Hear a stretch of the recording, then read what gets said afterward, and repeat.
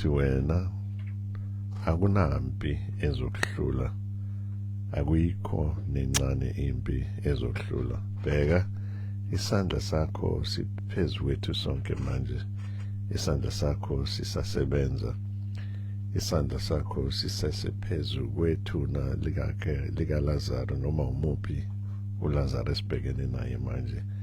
Iphimbo lakho lisabiza ethuneni.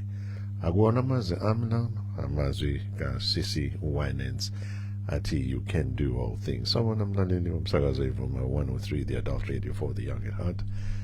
Mina uDidingo Nkosi yami your host, ngihambisana nomama uMhlongo kanye nensizwe encane engashadile esaqalaza lapho mfoka sibiya ulwethu ngizobacela babingelele nje kungekudala. Sithatha intambo sibithatha ngoDaviola umfoka Ramputa esathi khumu sayobabona ngale ekhaya kwazise phela ukuthi ikhathi zikaKhisimusi namuhla. Siyabonga Ramputa Chimleza Mbuti but haphidela ekhaya ayophumula bona nabazali. Baba Njomane noSodobe sanibona. Siyabingelela mfundisi Ntambama kwiSound Doctrine Hub evuma koze kwayintokozo ukuthi siphinde sibe ndawonye ohlelweni olusibusisa kangaka. Siyabonga kakhulu Sodobe sawona mfowethu. Ngibingelela umfundisi uNkosi nomfundisi uMhlongo. Awutusondela nje noma usondeza imic yakho kancane. Bayafuna ukuzwa kahle ekhaya. Ngiyabingelela umfundisi uNkosi nomfundisi uMhlongo. Siyabonga kakhulu uNkulunkulu esasicinile kuzube manje Ntambama. Kakhulu Sodobe. Wena mlaleli, mina nawe noSodobe kanye noNjomane sizobe sihleli nawe kwazise ubaba ukhoza sathi ukuphumula naye thatha ikhefu. Sona isikhathi sokuphumula lezi masiyazi ukuthi baningi abalaleli nabathandi balolu hlelo nabalaleli balomsakazo abathe chithisaka nomhlaba wonke kaNkulunkulu ngalezi ikhathi. Baphephe abasemgwaqeni, baphephe konke labahamba khona namabhanoyi abagibela amabhanoyi. uNkulunkulu agcina abashayeli amabhanoyi nama-air traffic controllers are awake and alert at all times kugwemeke izingozi. Abantu abahlangana nemindeni bajabule kube mnandi. Lemndeni mihle Njomane nawe Sodobe kwazise phela ukuthi uNkulunkulu wasikhethela yona lemndeni akuthini esayikhetha. Ngiyazi kube kunabanye beyikhethela beyazi ukuthi angifuni ukuzala, yabona nje ngiyayisola ukuthi ngazalelane kulomndeni. uNkulunkulu bazi ukuthi umndeni lokufanele thina ke ikakhulukazi thina esibiza ngabantwana bakaNkulunkulu esembusweni kaKristu fanele ukuthi si consideration leyo nto kakhulu, indlela esidila ngayo nezihlobo zethu, indlela esidila ngayo nemndeni yethu, hayi ngalesi sikhathi kuphela kepha ikakhulukazi ngalesi sikhathi iyona ndlela efane iveze uKristu, hayi nje kanjani kepha iveze uKristu nokumbonga ukuthi ngiyabonga Nkosi ukuthi ungizale wangidala wangibeka phakathi kwalomndeni ngazikhethelanga wona, ngikhethele wona. By the way akanenzi iphutha uNkulunkulu, so bengekona iphutha ukuthi uzale kulomndeni loyo. Namuhla ke Njomane nawe Sodobe ngiyafisa ukuthi sikhulume ngayo lento kancane. So khumbula ukuthi kulesi isikhathi abantu baye emakhaya bohlangana nemndeni benza izinto eziningi, abanye bayashadisa, abanye bayalobolana, abanye benza ama-party nama-birthday, abanye benza ama-Thanksgiving. Ziningi izinto ezenziwayo njengomndeni kulesi sikhathi esiphila kisona. Kepha kunabanye uya ekhaya nje akayi ngoba inhliziyo yakhe iyafuna ukuthi aye ekhaya. Uya ekhaya ngoba ugcina isiko lasekhaya. Ukhokho noma umkhulu noma ubaba wakhipha umyalelo bese mancane wathi njalo ngoKhisimusi abantu bazohlanganyela ekhaya. Ngikhathala ukuthi ushadile awushadile kepha njalo ngoKhisimusi fanele nize ekhaya. Eminye imithetho abayikhipha ukuthi mafika ekhaya fanele nenze lokhu. Uma ningakwenzanga lokho ngeke ngilale ngokuthula, ngeke ngilale ngokuphumula. Uma ningenze njalo nizobe ningasalenzike isiko lakoNkosi noma lakoNjomane noma lawoSodobe, nabo labe khona ngeke bajabule futhi angeke banibheke. Ezinye izinto ke Njomane zilula nawe Sodobe akubona nje ukugcina lelo siko. Mhlawumbe umuntu uyagula ekhaya usesibhedlela abize imndeni yakhe abesethi mangishonile ngifuna nenze lokhu nalokhu nalokhu nalokhu. Sikulalela kangakanani ukukhuluma komuntu ophilayo ethe sehambile, sigcina kangakanani ukuhlonipha izethembiso noma ukuhlonipha amazwi awenza. Abanye bethu azange simthembise, abanye bethu samthembisa njengoba phela besimbona egula sifuna ukuthi ahambe kahle ngokuthula, hayi ngoba lento besicela yona siyayithanda or siyithanda sifuni, but ukuthi siyazi ukuthi ama-hours akhe asebaliwe. Savele sayivuma nje lento ayikulungile. Sivuma sazi ukuthi ngeke siyenze. Abanye bethu sivuma sinesifiso sokuthi ngizoyigcina lento uma noma ubaba noma ugogo noma umkhulu noma ubani ayicelile, kepha ngokuphila emhlabeni ebese iyakuhlula noma ungayenzi noma ukhohle noma ungena enkolweni thizeni engahambisani nalezo zinto. So how do you juggle around those things zokugcina imiyalelo nezithembiso nemiyalelo yabantu abashona noma ithembiso owazenza kubantu bengakashoni sebeshonile manje uyigcina kanjani? And we will talk more about that emva kokuba sicela uNjomani asikhulekele. Njomani, ngenjwayelo sicela uSimakade abe nathi siphakamisele enkosini. Njomani, asikhuleke. Baba wethu ongcwele, kuphila kwethu, insindiso yethu, umqambi wezimpilo zethu, Baba, njenganobumba esandleni sakho, sisebukhoneni bakho, ezinhlizweni zethu nasemoyeni wethu. Kuyavuma ukuthi sithi Baba ngokukusaba njenganomntwana ehleli phambi komzali. Kuyavuma ukuthi sithi Baba ngokuhlonipha njengengane ihlonipha umzali. Ntambama Baba, siyabonga ngakho konke okuhle kangaka usenzele kona, ukuthi singake sihlale phambi kwakho, sihlale ngentokozo yokwazi ukuthi sihleli phambi komzali. Konke okuze ngenkosi yethu Jesu, okungayo kubuyiselwe ubudlelwane bethu nawe obalahleka ngenxa yesono. Siyabonga Baba ukuthi usilande kubona lobo bukude bethu besono, sifana nabafile, sifile ngenxa yasisono. Baba ntambama, sibonga ukuthi kona konke lokho awukwenzanga ngoba unesizungu, wawudingi umuntu ukuba ungaba nesizungu mayengekho, kepha ingenxa yothando ngomuntu. Baba wethu olungileyo onamandla onke, egameni lenkosi uJesu, ngalesi sikhathi sikhulekela ukuthi sonke nomlaleli ekhaya ake sikuzwe ukukhuluma namhlanje usiyala ngezwi lakho, ngendlela okumele masihambe ngayo ohambe lethu lokukholwa, kungabe thina sodwa esikholwayo.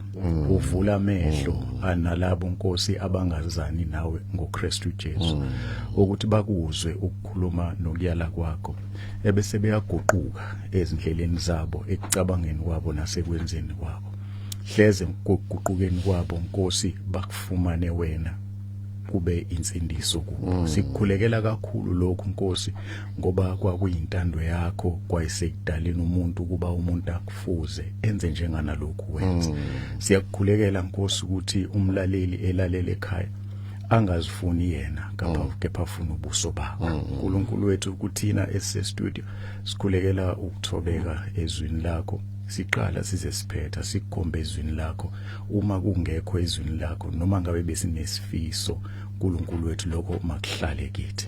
Thatha udumo weNkulunkulu wethu ongcwele, sisazongena ohlelweni ngoKristu Jesu inkosi yethu, sikhulekile. Amen. Amen. Wena Sotobe, nikhonze njani namuhla lapha ekhanyeni? Sikhonze kahle mfundisi lapha ekhanyeni. Umfundisi uSinenkosi Dlamini bekade efundisa njengesihloko esithusa kancane kwabazalwane, esikhuluma ngokuthi kunabazalwane uNkulunkulu abakhethela insindiso, abanye angabakhethelanga. Sikhonza kahle kakhulu mfundisi. Nikhonza kahle kakhulu. Niyavala, niyakhonza throughout noma nizothatha ikhefu kwazise amanye amabandla ngezizathu ezahlukahlukene bathatha ibreak kulesikhathi?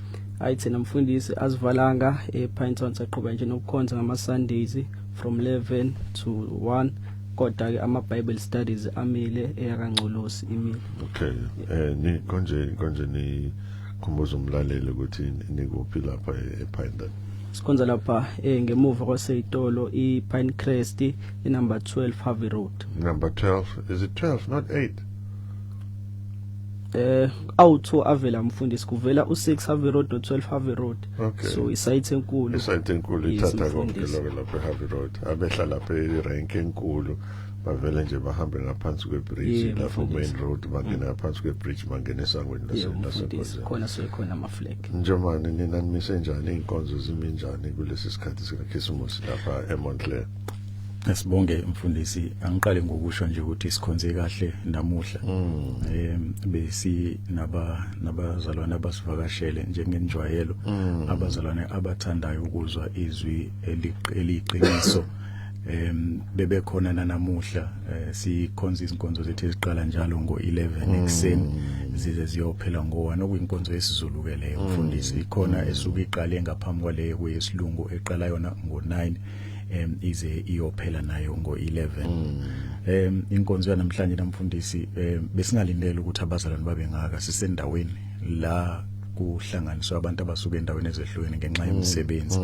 Kepha bakhona abavakashile yabona basuka kude abakhona eThekwini balithathile ithuba lokuzohlanganyela nathi. Kanjalo bakhona nabanye bethu sobonayo sebehambile sebesemaholidini baye emndenini yabo nehlobo zabo.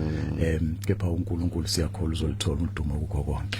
Ngiyayithanda iculture yalapha eSound Doctrine Fellowship wena Njomane le yokuthi abazalwane bathandana ngalendlela ukuthi umzalwane umezobe ngekho uyabika ukuthi uzobe ngekho, hayi ngoba ezoshaya kodwa ukuthi abanye abazalwane bangakhathazeki ukuthi mhlawumbe uyagula, mhlawumbe usitake ngemoto etaxini kanjalo.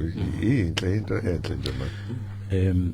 Siyayincoma mfundisi kakhulu ngoba yenza ukuthi nani nazi ukuthi umzalwana akekho nje phakathi kwenu kodwa konke kuhamba kahle. Nokuthi uma engekho phakathi kwenu engaphilile engabikanga nizoqala nisukumele phezulu uyobona ukuthi konke kuhamba kahle yini kumzalwane wenu.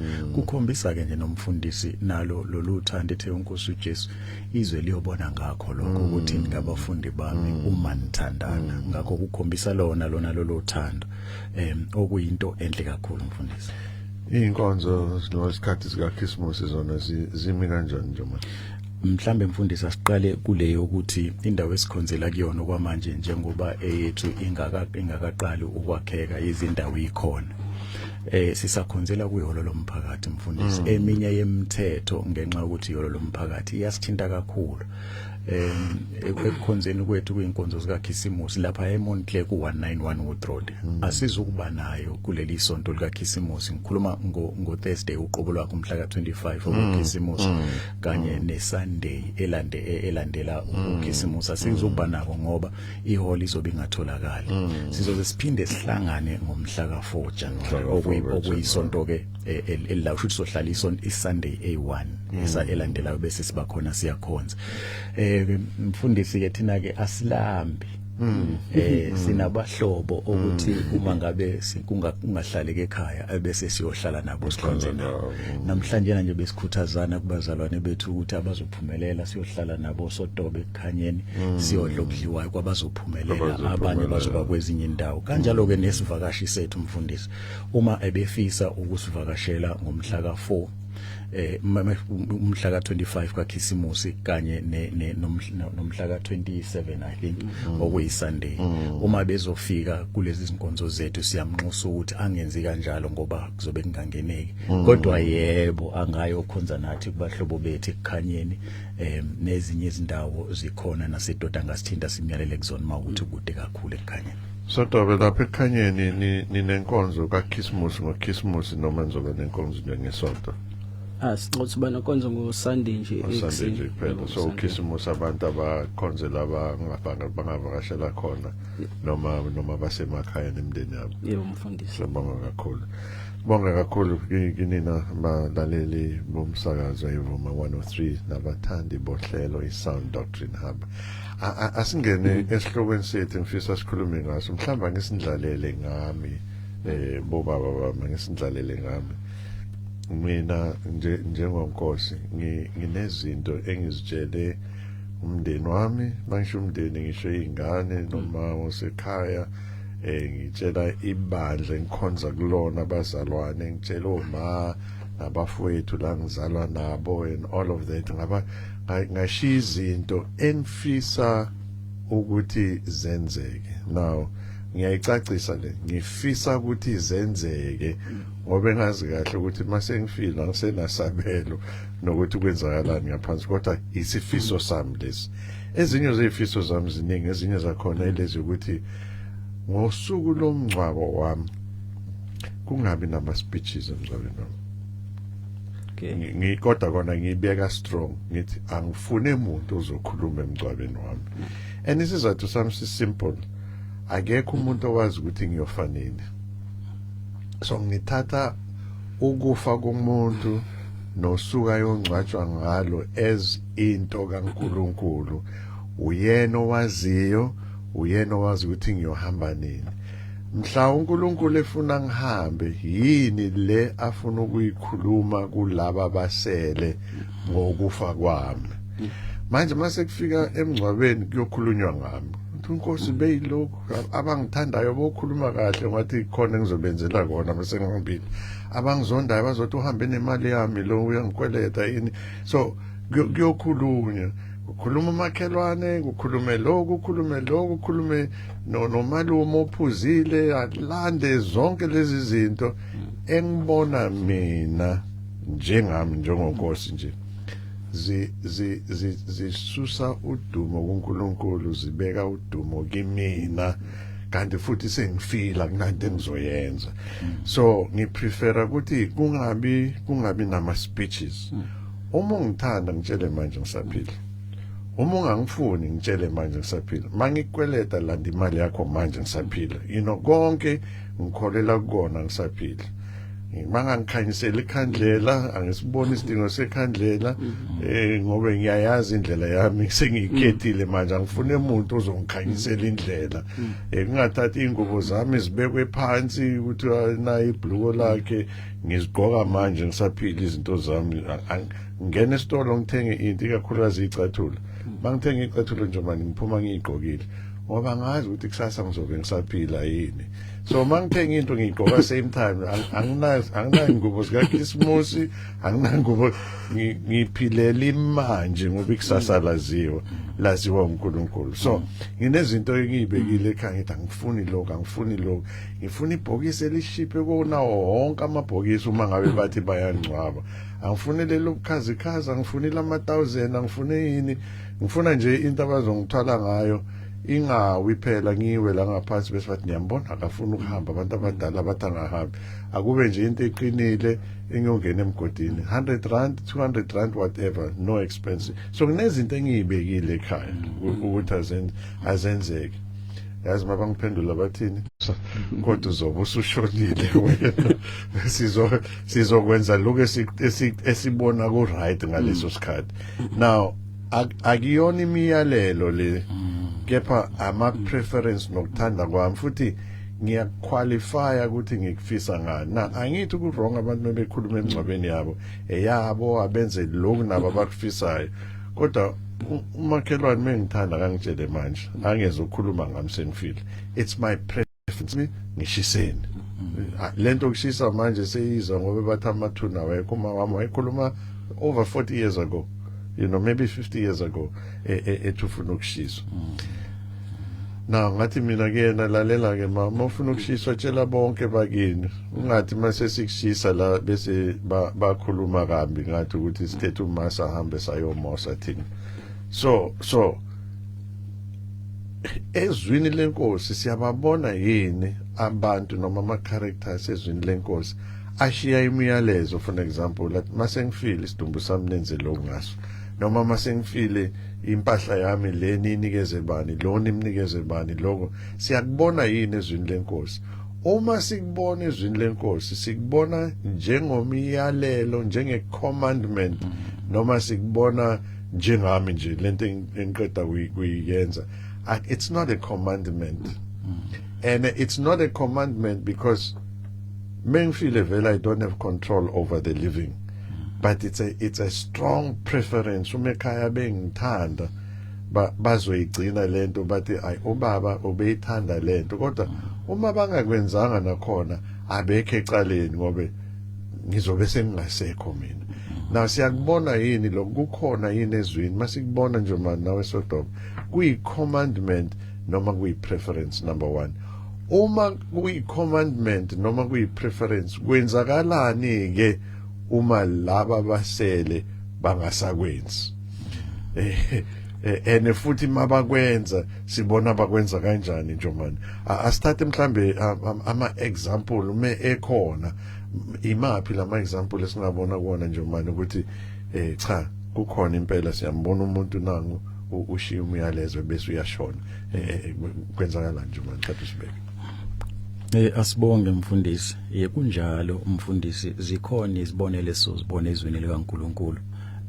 La sibona khona izifiso, sibona khona nalapho eyala ukuthi kwenziwe kanjani eyala esaphila okwenzayo. Kodwa ngaphambi kokuthi sifike lapho mfundisi, kuthina okusuke kudluliselwa kuzona lezi zifiso, kuthina okusuke mhlambe lo odlulisela lokhu edlulisela khona imiyalelo, sifanele ukuweya ukuthi lento ayikhulumayo one inika bani udumo, iyamnika yena uNkulunkulu udumo lento akhuluma ngayo, ayiniki yini yena lo okhulumayo udumo. Sifanele ukuweya kanjalo thina ngoba ngaso sonke isikhathi esikwenzayo thina bazalwane.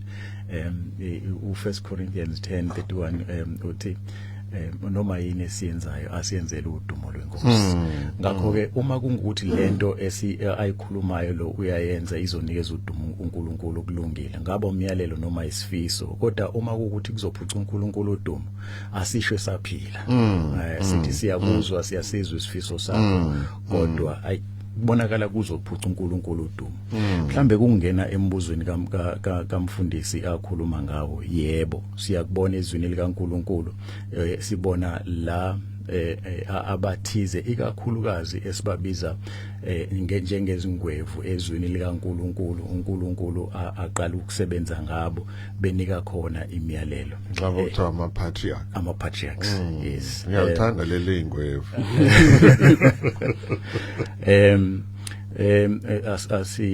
Asiqondise nawe le ngwevu, asisho ukuthi ingoba emele ukulalela, ngoba ukuthi yena bona aqale ngabo ukukhuluma.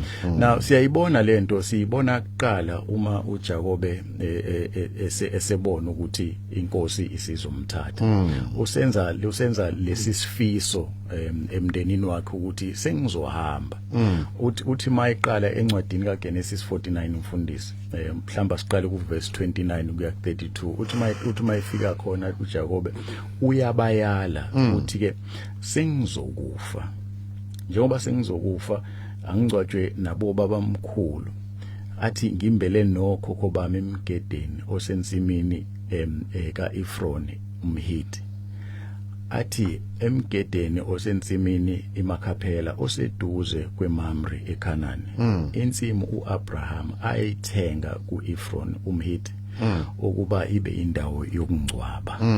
Isizathu sakhe ukuthi indawo yokungcwaba futhi yathengwa ubaba wakhe ukuthi kungcwatshwe khona. Bese ethi ke kulapho Abraham noSara umkakhe bangcwatshwa khona, kulapho futhi noIsaka umkakhe uRebecca bangcwatshwe khona, nami ngamngcwaba lapho uLeya. Abese ethi insimu nomgede okuye kwathengwa kumaHithi. Uyayibona lento ukuthi uthi ngifisa ningcwabe la sahlela khona ukuthi siyongcwatshwa khona. Uma ngifa ngiyacela ukuthi umzimba wami niubeke khona. Akukho mfundisi, asicacise, akukho uma sifunda la noma sewuqhubeka nawo le passage, akukho lathi uma ningakwenzanga lokho nyobe niphula umthetho kaNkulunkulu. Akukho lathi uma nenza lento kuyokwenzeka ukuthi ngami isifiso sakhayela ukuthi lesifiso sami ngiyafisa ukuthi nisigcine ngcwabe lapho ngoba indawo esayibeka ukuthi ngcwaje khona isibonelo leso sokuqala zikhona nezinye esingazibona mina nje manje ngakhuluma nje emgcwabeni wami nini ufuna ukukhuluma ngibona ibhokela nje mina ngifuna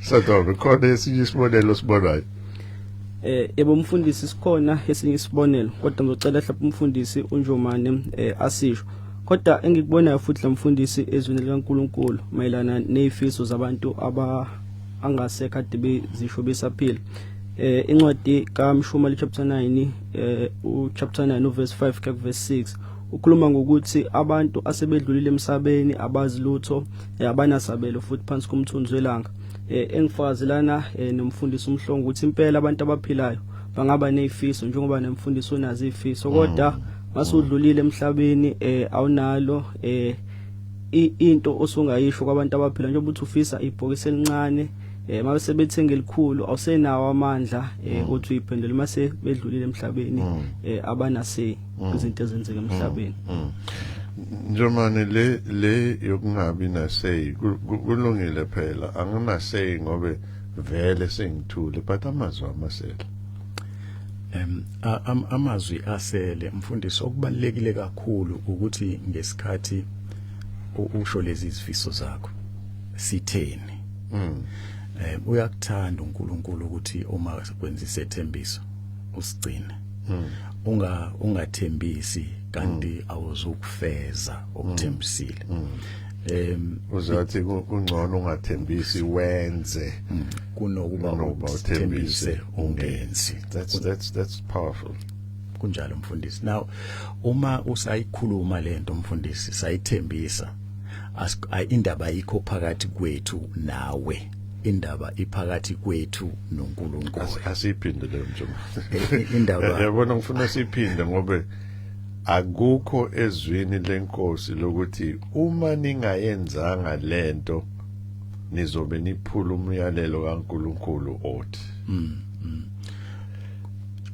phezu kwako bakunjalo ukuthi akunamyalelo kaNkulunkulu uma nina ensele nithembisa lo muntu esaphila ukuthi nizokwenza siyashifta manje indaba usho njalo lo manje it lento mfundisi ishifta lento sesenza isethembiso phambi kaNkulunkulu uNkulunkulu ufakazi phambi kwale phakathi kwethu nalo esenza isethembiso yena simenza ufakazi wamanga uma sogcina singasayenza into esiyithembisile samenza ufakazi njengoba eshilo ukuthi it's better ukuthi singathembisi bese siyenza kunokuthi bese siyenza kodwa ke nothi sithi sizokwenza kanti asizokwenza so ke umfundisi lento ithi njengoba sibona lezi zethembiso sisibonile ngiyavumelana kakhulu noSodobe uma ethi laba sebelela bazilutho lencwadi kaMshumali lakhuluma ngayo okusho ukuthi noma sikwenza asingakwenzi ngoba si-honorisha wena osushonile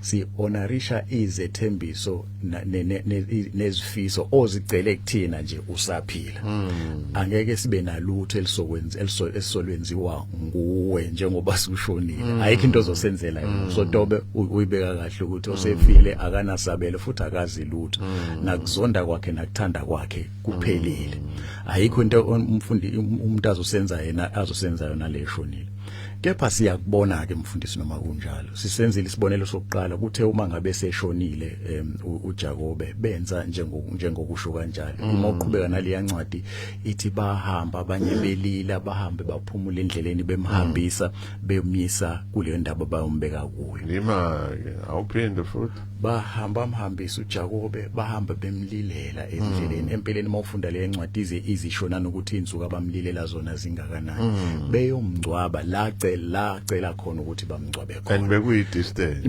bekusuka eGibhithe ukuya la eKhanani lesho khona bekukude kakhulu bekungalona nje just 1 hour 1 day all of that mfundisi na ngizokutshela ukuthi ngiyipushelani lento ngiphushela kulaba esibabona mabayengcwaba bahambe baphumula nebhokisi endleleni basuke nale sontweni bafike eminyango balibeke phansi baphumule balithole futhi eminyango before befike emotweni balibeke phansi baphumule bangayijustify ngaleyo nto kanti le bekuyi distance impela ukuyala lento lebiyakho. Nomfundisi mhlambe asikuphinde siqale ngakho ukuthi lokhu kwakungekho religious kwangesiyinkolo kwakungekhona ukuthi bagcina umthetho othize kaNkulunkulu okokuqala lokho uma kukhona abakwenzayo manje kaningi uzothola ukuthi bakwenza ngoba bakufunde ezwini bese beyithatha lento beyispiritualize kube sengathi inkolo cha njengobusho kwakuphumula nje emva kokuhamba ibude bendlela.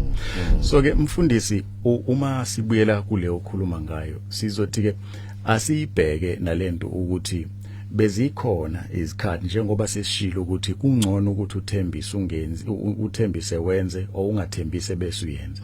Beyikhona lento yokuthi uma lo odlulisa izifiso zakhe athi ngithembiseni ukuthi nizoyenza lento. Siyayibona ke lento kuyona incwadi kaGenesis uma ngabe sibuka uJosepha mawuqala lapha ku verse 24 kuya ku 26 uJosepha ukhuluma nabafowabo naye usiyabona ukuthi insuku sezishayile inkosi zombiza wathi kubafowabo masiqala ku 24 kuya ku 26 wathi kwabo sengizokufa mina kodwa uNkulunkulu akasoze anilibala nakanye nini uyakunikhuphula kulelizwe aniphindisele ezweni alethembisa ngesifungo koAbrahama noIsaka noJakobe. uJosepha wawafungisa amadoda kaIsrayeli.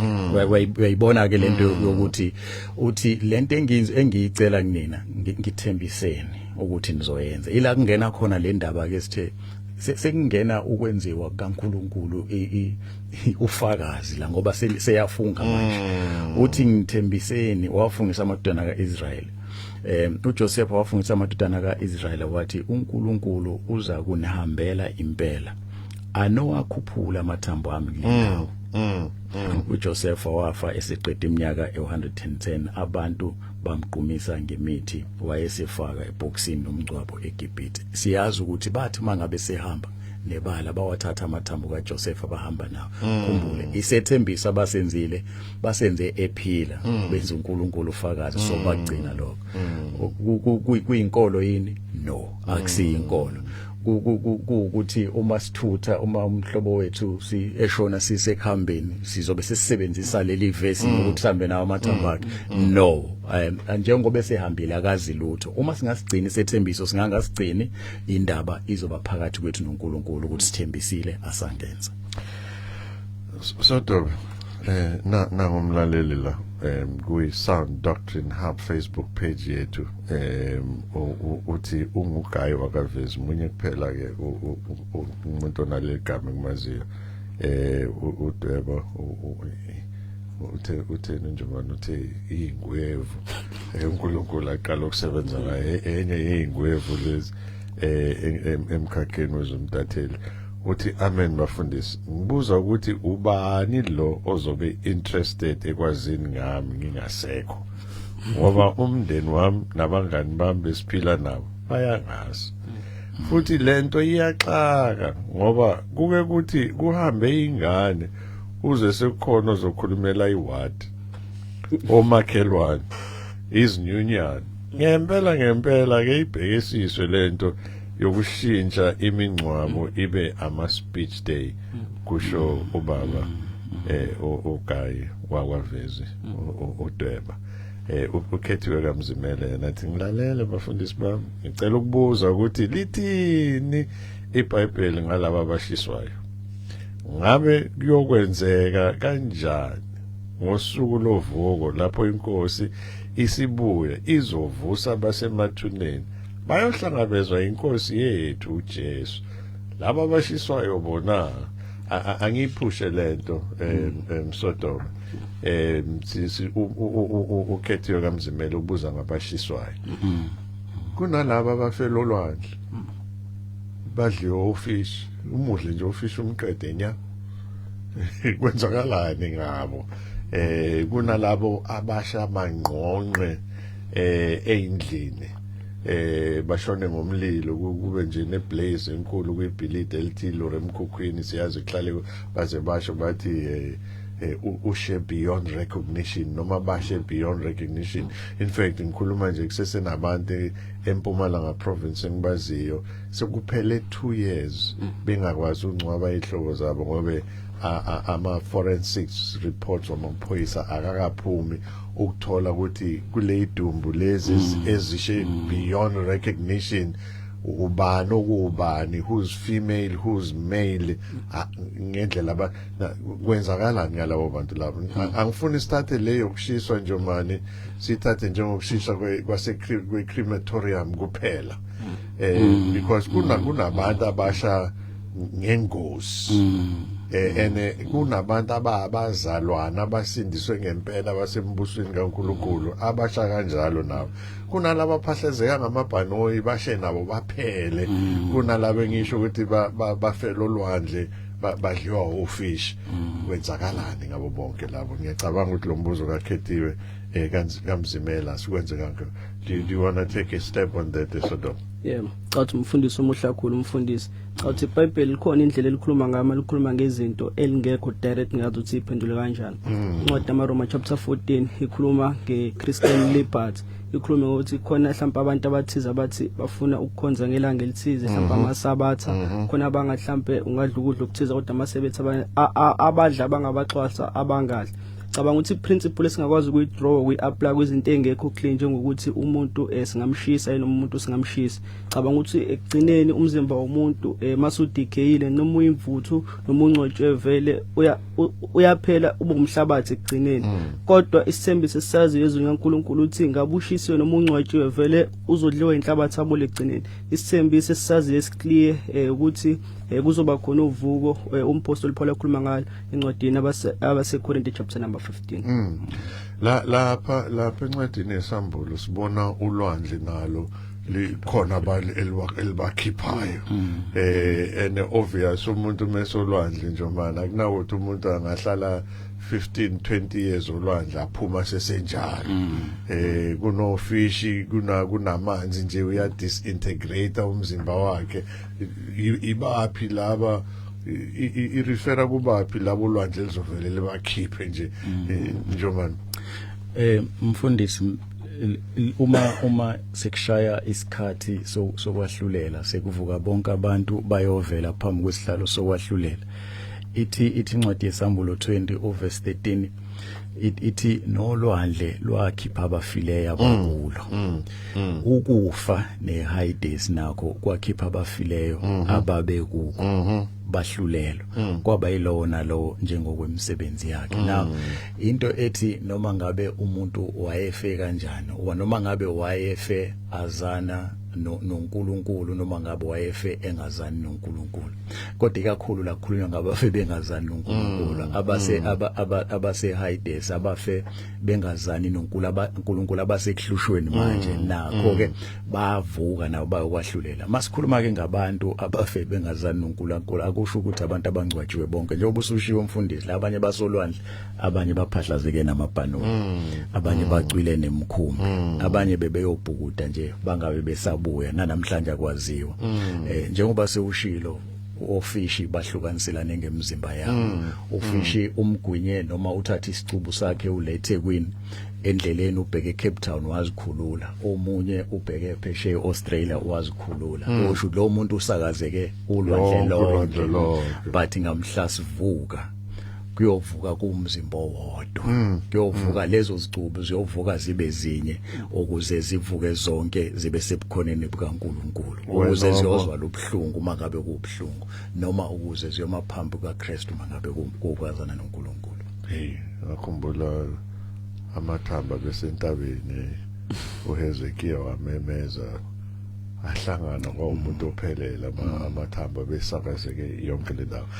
Asizwe kwena mlaleli 086101030 086101030 noma napho 0737091991 0737091991 noma ku Facebook page yethu iSound Doctrine Hub Facebook page noma lapha ku WhatsApp page yethu ku 0737091991. Nangu okay tulungu amen bafundisi bami ngenilalele ngilapha ePMB eShaya Moya nginilalela njalo ngama Sundays ngiyalithanda uhlelo lenu ngiyafunda njalo ebese athi amen. Sikwamukele emoyeni wena sawubona. Baba umfundisi inkosi uVowasibiyana baba umfundisi Njomane siyabongelela egameni lenkosi Jesu Kristu amen. Baka. Baba ngoba nginale into enhlizweni yami kakhulu ethi nisakhuluma nje ngalesi sihloko ethi mina ngeke ngafunda ukuthi into ebalekile ngempilo nje in general especially thina esisuke sise nabazali besaphila emhlabeni kubalekile ukuthi umzali simhloniphe simnikeze indawo yakhe. Lize lithi iBhayibheli kumele umhonorishe umzali umnikeze indawo emfanele. Ngikuthatha phi lokho ayikho into ebalekile ukuthi umzali akhiphe isibusiso usaphila emhlabeni akhiphe isibusiso umzali usaphila. Hayi lento yethu ukuthi umzali uma engasekho baba umfundisi sehambile emhlabeni sesigijima semathuleni ke mhlawumbe kamani mali kababa sengiyohlala khona ngiyokhuluma naye baba izinto asihambi kahle ekhaya baba kunje uthola ukuthi vele ngisho saphila ubaba nomama mina Ntokozo bengivele ngamphethe kahle ubaba nomama bengimhlupha ngimdelela ngimbukela phansi mangabe ngiyasebenza ngoba abanye bethu bayasebenza akwazi ukuthengela umama iPanado nje mayiphethwe ikhanda baba siyakwenza lokho kodwa kubangani bakho uyakwazi ukuthenga iziphuzo ezibiza lokwangampela kodwa umama meke wacela nje something asengane yami ngicela ungiphathele into ethize edolobheni ashintshe umuntu ubone ngampela ukuthi eyilento lena esho umzali ngampela akayifuni. Ibalekile ukuthi umzali afike isibusiso sisaphila. Ngithatha phela kuba umfundisi ngithatha ezwini likaNkulunkulu baba ngoba ngumuntu wethu kakhulu. uGenesis chapter 27 ngizofunda nje amavesi ambalwa uthi Genesis chapter 27 ayamanenge angikubambe kancane bawumyeni angabe manenge kakhulu ngivule incingo a bit late. Ayikho ngizogcina la baba ku4 ngoba vele benengathathe wonke nenzela ukuveza lesibusiso libaba. Kwathi isikhathi semdala namehlo akhe siphele engasaboni wabiza uEsawu indodana yakhe enkulu wathi kuye indodana yami wathi kuye ngilapha wayesethi bheka sengimdala angilwazi usuku lokufa kwami ngalokho awuthathe manje isikhali zakho umgodla wakho nomtsalo wakho uye endle ungizingelele inyamazana ungilungisele isilovele engisithandayo usilethe kimi ukuba ngidle umphefumulo wami ukubusise ngingakafi amen. Amen mfokamini siyabonga kakhulu asikwamukele nawe nangu sihambile asikwamukele emoyeni sawubona. Njani? Siyaphila nkosi yami sikhuluma nobani kuphi? Sikhona umfundisi. Khuluma nobani? Umfundisi mankhona ngikhuluma nobaba Vlakazi ngithi yena ake ngibuze lapha ngeke ngezwe kwezinye zezinkolo lapha ke kodwa ke angifuni ukukhipha igama lazo bathi uma nakhona umuntu umenzile emhlabeni engashadanga ezulina akayi ngithi ake ngidluse lokho ngibuze ngibonga. Baleka ngenyawo zombili ayikho isifundiso esiqamba amanga. In fact sikubona phi lokho umpostoli uPaul uthi kuhle ukuthi umuntu angagani njengaye kepha ke uma usuganile omnye nomunye akabe nonkosikazi wakhe noma abe nendoda yakhe. uJesu mekhuluma nabafundi bakhe bathi ezulwini nangu lo ushonile engeganile enonkosikazi waseyashona umfowabo wamthatha kanjalo. uJesu uthi mephendula uthi ayilalelani anilazi izwi nina ezulwini asiyukwande kwenda asiyoshadiswa asizushadiswa besifana nezingwelozi futhi mawufika ezulwini ngisho nonkosikazi wakho ngeke umazi njengonkosikazi wakho because we will have glorified bodies. Isifundiso esiyize leso isifundiso esingelona iqiniso isifundiso senkohliso esisho njalo into engekho nje ezwini leyo baba Vilakazi asikwamukele nawe moyeni sawubona. Hello sawubona siyakwamukela. Ayibonge baba ninjani? Ikhona Majolo. Baba Majolo. Amen. Hayi sebonga khona namhlanje inkosana nekhuluma inkana nje yangempela. Izinto ezikhona Majolo. Baba. Kodwa nje ngisakhuluma nami ngiyabuka la incwadi yabaseThesalonika la verse 4 uverse 16 17 wehle nayo. bengicela nje inkosi baba uNjomane ngibhekele yona ukuthi njengoba ikhuluma kanjena nje kuyokwenzeka kanjani. Ngicela uyiphinde bamajola yiphi le? Sonika bokuqala esahluko sesine uverse 16 and 17. Sokubuya kaJesu. Yebo ba. Sokuhlitha kwebandla. Sokuhlitha kwebandla nanokuthi kumele isizwe lenkosi abalaleli kuKristu ibona abazivuka kuqala. Njalo. Bese kwenzeka okunye. Ingakho ngithi ngikhuluma inkampani nje ngempela namhlanje. Kodwa-ke mina lento baba ukuthi okungenzeki kubantu uNkulunkulu kuyenzeka. Khona ezinye izinto ekungezikaNkulunkulu engezona lezethu ayozenza uNkulunkulu ngendlela yakhe njengoba echaza nje uNkosi ukuthi baba uNkosi ukuthi umuntu emedlule emhlabeni uyaphela beyinhlabathi. Kodwa mele izwi lenkosi bayovuka. Kunjalo. OkaNkulunkulu amandla kaNkulunkulu lawo egameni likaJesu. Nkosana uNkulunkulu ebenani kuphe kahle nihle kahle uKhisimusi nemndeni yenu imgcine inkosi niphumule kahle kube kuhle konke egameni likaJesu. Siphinde sibonane ngesonto elizayo. uNkulunkulu aniphathe kahle baba siyabonga. Siyabonga kakhulu bamajola. Lento bamajola isho inkulu Njomane because isho kona lento ukuthi inyama ayisindiswa. Umphefumulo osindisayo. Lo mphefumulo uma uphuma enyameni laba abafela enkosini baba senkosini bazoba naye imizimba yabo lezovuswa ku First Thessalonians chapter 4. Asibamukele nawe emoyeni sabona. Sabona ninjani? Siphilile nkosi yami njani? Siyaphila ukhuluma noBaba uNdlovu. Ngikhuluma ngisemhlanga. Baba Boya Menyathi. Siyabonga kakhulu ngesihloko hayi ngifike nje ngibona nesikhathi esincane njalo kaje iyangiphazamisa lento mhlawumbe ngizokhoda kakhulu amavesi kwamanje but bengifuna nje ukusiya elijikayo lokuthi mangabe engasekho emhlabeni akasenasabelo angabe masikwenza lokhu ama-funerals because kunomehluko phakathi kwe-funeral ne-burial asive senzela imizwa yethu na because lento kumina ibukeka engathi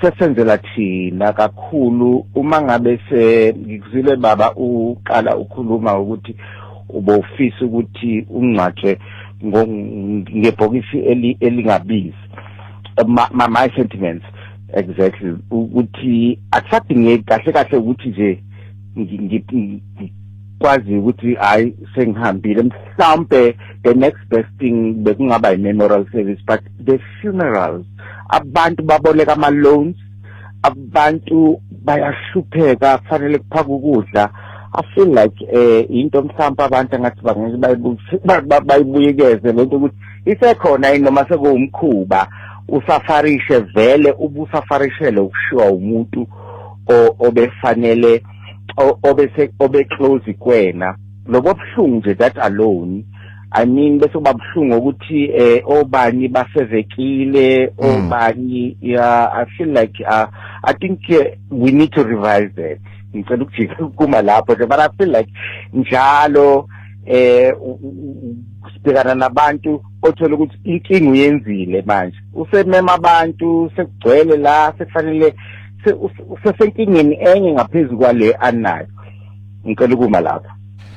Siyabonga kakhulu Ngonyama kunjalo nje Ngonyama kunjengoba usho ngiyaye ngithi kuhle ukuthatha ama funeral policy it's a good thing because of indlela esiphila ngayo namuhla ufuna ungcwatshwa it's okay uma uyi-afford i-funeral policy ithathe but i-funeral policy ebaleke kakhulu ile ufanele uyithathe la uyospenda khona i-eternity because lo mzimba wakho uyo-disintegrate thatha i-funeral policy ungcwatshwa ngebhokisi elikhulu kufana nokuthatha imali nje uyimbele phansi Gatsheni lento ishoyo mfethu injongo injalo Njomane ziningi incingo nama voice note nama text messages kepha ngiyafuna ukunikeza wena noSotobe ithuba lokuthi ni Paul Sotobe siqale ngawo. Yes khona umzalwane okhuluma ngeFirst Thessalonians chapter number 4 ukhuluma ngerapture abazalwane cabanga ukuthi lapho uNkulunkulu noma iBhayibheli izinto elifundise zona ukududuza abazalwane ekhathini enzima sazi ukuthi uJesu Kristu uzobuya no John chapter 14 uJesu Kristu usho njalo uthi uhamba ekhaya lika baba elinezindlu eziningi ngiyazi ukuthi kukhona ukudonsisayo ukuthi bathi uJesu Kristu uyobuya amaselahlwithi ibandla abanye bathi hayi sukhuphuka silinde ezulwini no7 soda ngicathi into ebalekile leshoyo ukuthi uJesu Kristu mayibuya abazalwane bazovuka behlangabeza inkosi yethu uJesu Kristu. Njomani mfundisi mhlambe ngaphambi kokuthi ngiyele ngenxa yesikhathi uthi umpostoli Paul uma ngabe ekhuluma lapha kwabase Philip 1 uthi yena uma nqika uyayibona lento ukuthi kuthanda ukubanzima ukuba kulomzimba uyisithelo ngoba uyakwazi ukwenza izinto eziningi uyakuthanda kepha ke manje ke unesifiso sokuthi abe noKristu ngokuba ilokho okuhle ilento ithi uma umuntu efa manje at the blink of an eye uma nje ngivala amehlo ngizobe sengilapho umoya wami uzobe usulapho ebengikholelwa khona uma bengisindisiwe ngiya eparadise ngiye ebukhoneni bukaNkulunkulu uma ngingasindisiwe ngiya umphefumulo wami uye Hades ekuhlushweni la ke ekhulunywa ubaba obekade sifonele ubaba Majola lo 1 Thessalonians 4 mhlamba ngufunde umfundisi ngizowusheshisa uthi ke ngokuba sikusho lokhu kini ngezwi lenkosi ukuthi thina sisaphila sasele kuze kube sekufikeni kwenkosi asiyukubendulela ngempela abaleleyo ngokuba inkosi uqobi yakwehla ezulwini ngezwi lenhlokomo ngephimbo lenkosi enkulu nangecilongo likaNkulunkulu abafileyo kuKristu bayakuvuka bayovuka kuqala nawo abafileyo yibo laba asebe inhlabathi ashilo usotobe yibo laba abagwinywa ofish yibo laba abazovuka babe nyamane bahlangane nemphefumulo lapho ke thina esaphila siyakuhlwithwa kanye nabe emafini sihlangane nabo nenkosi emoyeni siyakuhlala njalo ithi thina ithi imphefumulo iyalaba abasaphila iyo imzimba yalaba asebefile iyohlanganiswa nemphefumulo yabo babe sebukhone baye kwahlulelweni osaphila aguqulwe ukuze imizimba yabe glorified ikwazi basebukhoneni bukaNkulunkulu kuyoba khona ukuhlangana komphefumulo nomzimba womuntu mfundisi. Now, Missy Ellis on Facebook page Sound Doctrine Hub with Merry Christmas season from Oregon, the United States. May God bless you all. Thank you, Missy. Thank you so much for those Christmas wishes. May God bless you too. May you have a great time there with your family. Thanks a lot, Missy. Njoman, isikhathi sesidliwe nje. Kepha-ke elakho Njoman in 30 seconds nje ukufisela abalali bethu uKhisimusi omuhle ebese ngena nawe soto. Siyabonga mfundisi kube unyaka omude ngendlela ezahlukene kube umnyaka omude ukuthi kunezinto ebesifisa ukuzenza ukunika uduma inkosi ezingenzekanga kepha inkosi yazi umzalwane akathathe icomfort ukuthi lokho akwenzile yona inkosi bimbekele kona ukuthi akwenze kulesi sikhathi salonyaka abazalwane babe semaholidini nehlobo zabo nabangani nabo bonke babe nokuthokoza ukuthi ukuthokoza kwabo kunika inkosi udumo soto. Sibonga kakhulu umfundisi sifisa ukuthi nje uKhisimusi omuhle kubazalwane bonke nabalaleli abazalwane bakade ilinge ekhona behleli nemndeni yabo nabangani babo ababokukhanya babo Sawoti ngiyabonga. Ibano khanya nibe usawoti ziningi incingo maningi ama voice note maningi ama text messages ngibala lapho Thembi Kadimba uSismetsi uSilika Mbatha umam Pearl siyakubona konke sis. We will listen to these voice notes and all of that off air noma kanjani kudinga ukuphendula sizokwazi ukuthi siniphendule mina noNjomane noSotobe nomkhathini engekho sithi Merry Christmas kinina nonke uNkulunkulu abe nani anigcine nemndeni yenu nibe nosuku oluhle ningakhohlwa laba abahlala emgaqeni abangenawo emakhaya njengoba ukudla kuzobe kukuningi niphekile anothatha phela la 2 liter bo ice cream nibaphakele nabo nibahambisele nidlule nibaphe uNkulunkulu uzonibusisa ngokwenza njalo abesathi nathi ningibona ngilambile emgwaqeni bengibiza ngephara nase niyangiphakela uNkulunkulu akanibusise nawo amazwi ngihlale nginishiya ngawo nanamuhla ngisasho njalo funda belu ukuzifundela iBhayibheli ngokwenze njalo awusona istudent sikankosi sikanjumane sikaSotobe noma sikamkhathini kepha students kamoya ingcwele qobo la uNkulunkulu akubusise see you after Christmas.